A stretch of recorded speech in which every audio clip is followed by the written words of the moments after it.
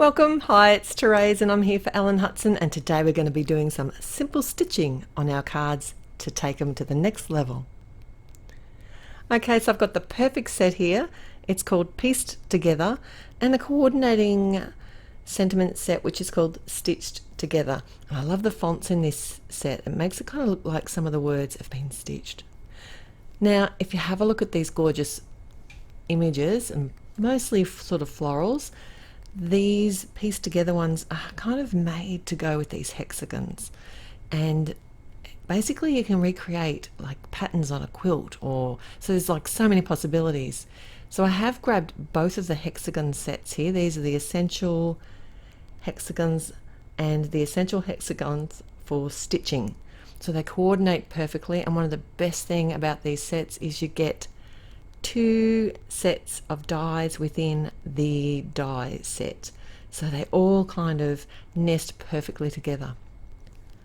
So here I've got an A2 side fold card, and I'm just roughly working out how big I'm going to need to cut or die cut my hexagon, and I want to do a combination of both die cutting and the piercing or the stitching hexagon as well. And I didn't want to have it right to the edge of the actual die cut, so that's why I've grabbed a bit larger than what I probably normally would have done, because normally you'd put the stitched edging right up against the edge of your shape, but I wanted to do it a little differently.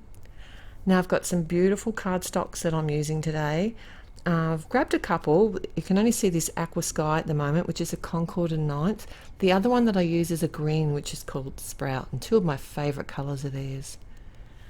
I'm actually stamping and heat embossing with some white embossing powder the images that I want to use. I've just done the same one and repeated it like a pattern in a quilt, and I thought it'd be nice to create some Feel Better Soon cards today, because I never really have these on hand, especially when I need them. So this sweet sentiment is hoping you're on the mend, and I thought it would go perfectly with some stitching. So I wanted to try and squeeze 3 hexagons into this piece of cardstock, because I have been hoarding this aqua sky. I just love it. It's just such a beautiful colour, and I really like it with the heat embossing on it. And I managed to get 3 out of that little panel that I had there. I'm going to do some really simple Prismacolor pencil colouring, and when I'm colouring on coloured cardstock, I do like to just test my colours off to the side to see what they're going to look like, because obviously your pencil colours are going to look different when they're coloured onto a different background. If you want something to look a little bit lighter, what you can do is bring in the white Prismacolor pencil. This is the saving pencil in my book, because what I'd done here is I used the pink. I think I wanted the pink, but it was just a little bit too grey pink. So what I did instead was come in with the Process Red, and then I've used the white pencil to blend out over the lighter pink, and I think the colour was much better. So I ditched the pink in the end and made my own pink by blending out the Process Red and the white Prismacolor pencils together. So I want these to be nice little bold pops of colour on this embossed image. I'm trying not to colour over the white heat embossed areas either, because it can kind of stain the heat embossing, so a nice sharp pencil is key here. I am pushing fairly hard on these pencils because I want it to be a bold colour, and I want it to kind of fill up the tooth of the paper and really stand out. I love these colours together, they make me happy. Now it's time to add the stitching, and I've grabbed this most beautiful colour DMC thread. It's called Tender Green, and the number is 12.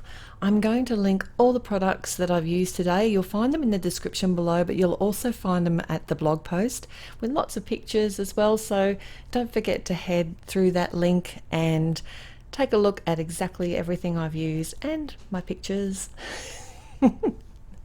So I've just threaded the full 6 threads. So I don't know if you've ever used the DMC threads before, but they're actually 6 single threads joined together to make one. And normally when you're cross stitching, you'd probably just use 2 at a time, or at least when I did. So I wanted this to be a nice thick kind of stitched line. So I kept all 6 threads and threaded them through my needle. And I'm doing a simple back stitch here. And I wanted this because it was a feel better card and had the sentiment with the hoping you're on the mend, that I could have the stitch like it's still happening. So I left the thread hanging out. And a back stitch, all it means is that you're coming back on yourself. So as you're, because this is a stabbing method that we're using for the stitching, because it's cardstock, you can't really bend it like you can fabric.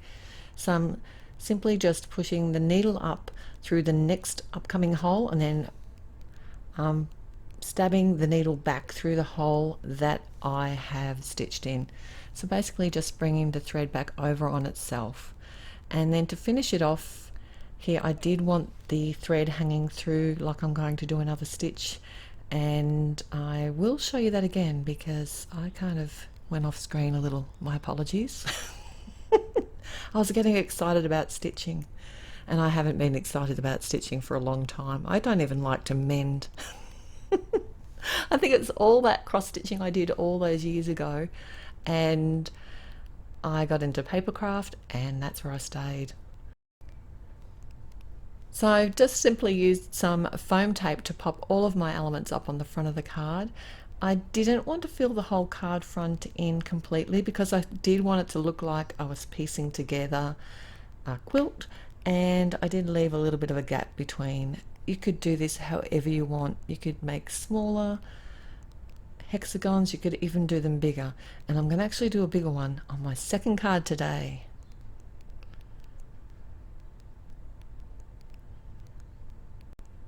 Okay, so we're about to get started on the second card today, which is very similar. I'm using all the same products yet again, but this time I'm going to be making a shaped card. So I've die cut 2 white hexagons using the largest die, and that's going to be my card base. And then I've die cut a slightly smaller one using the Aqua Sky cardstock. And I've also added the stitched hexagon in the middle, which is the same size that I used on the other card design. I chose a different floral image just to change it up a little bit, but I did keep the same sentiment. Like I said, I need some feel better cards in my stash.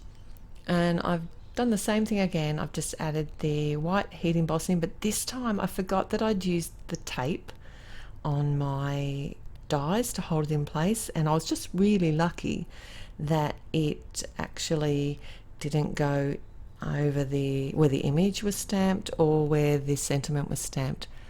But that was more good luck than good management, so tick, that was fantastic. I'm doing the same colouring here. I'm using the same colours and just using my white pencil to actually blend out the pink, the process red, and make it into a pink yet again. I love this about the Prismacolor pencils. They're so forgiving. And they're such pretty colours too. So when I finished all my colouring, I did want to add just a little bit of stitching to this card because, like I said, I'm not a big embroiderer, and you don't need to be. Anyone can do this. It just adds a little bit of a fun element to your card designs, and I don't know, it makes it just, I like the different textures. So you've got heat embossing, you've got pencils, and also we've got floss, DMC floss. So I've just done that simple back stitch yet again, but this time I'm just doing it across the base, and it's almost like grass, I think, below this floral image, which I think looks really pretty. Now you can make any shape into a card. Did you know? All you need to do is cut 2 of them and then create a score line on one of them that's going to be the back of the card. And I like to join mine with a really strong tape, something that's going to stand up to being open and closed, or standing open on a bench. You don't want it to be falling apart. So I used a nice strong tape there and just join the 2 pieces together, the 2 panels together, and then I can pop up the hexagon panel on the front like I did for the others. I really do hope that you've been inspired to try a little bit of stitching on your cards, even if it's a nice simple back stitch like these. It really was no effort at all, and maybe I can start doing some mending soon, perhaps. Thanks for joining me today. Don't forget to write in the comments below which one's your favourite. If you liked today's video, please click on the thumbs up button to let us know that you did. And if you haven't already, it'd be great if you could subscribe to the channel. We appreciate every visit that you make here. Until next time, bye.